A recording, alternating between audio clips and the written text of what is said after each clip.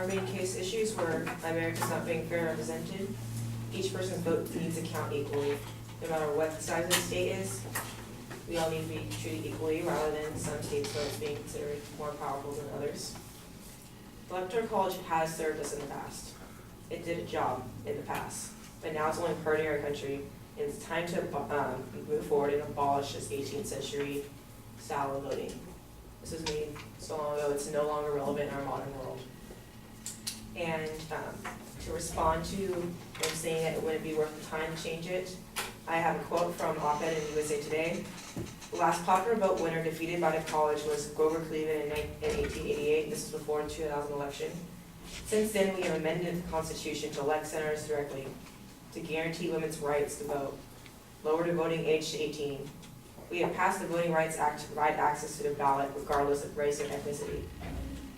The Electoral College has escaped this move to greater democracy only because it's institutional inertia. Just because things have taken a while to change in the past doesn't mean that we shouldn't take the time to change it now. If using the same argument, women shouldn't have the right to vote because it took too long to fight for it. It took a long time to get women's votes. It took a long time to get the right to vote no matter what race you are. Just because something takes a while to change doesn't mean you shouldn't change it. We deserve the right to have your votes treated equally. On our stock issues are the Electoral College gives disproportionate voting powers to the state, favoring the smaller states more electoral votes per person. The Electoral College grossly distributes campaign resources unequally.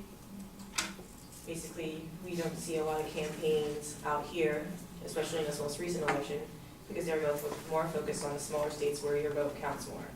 How fair is that? Your vote doesn't count as much as someone in Ohio. That's not right. You're an American citizen and you deserve the right to have your vote count towards your election. So since Orange County is a predominantly Republican area, basically all the votes down here aren't worth anything because California is more predominantly Democratic.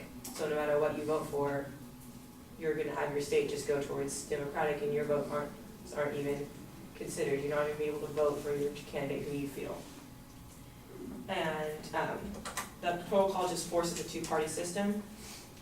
We know it's possible to have radical candidates run, and we still have radical candidates run. Roseanne Barr from the TV show Roseanne ran for president.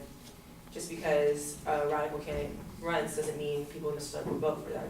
If they are too left-wing or too right-wing, people aren't going to vote for them, but it doesn't mean that we don't have a candidate out there who's not necessarily Republican, not necessarily Democratic, who deserves to be in office and represent our country the way we want to be represented. In conclusion, we have proved to you that the Electoral College makes your vote count for less. It makes presidential candidates focus on swing or battleground states rather than the entire nation, when they won't be leading in just those states. They're leading our entire country, not just Ohio, not just Florida. It also forced the two-party system and allows special interest groups to form.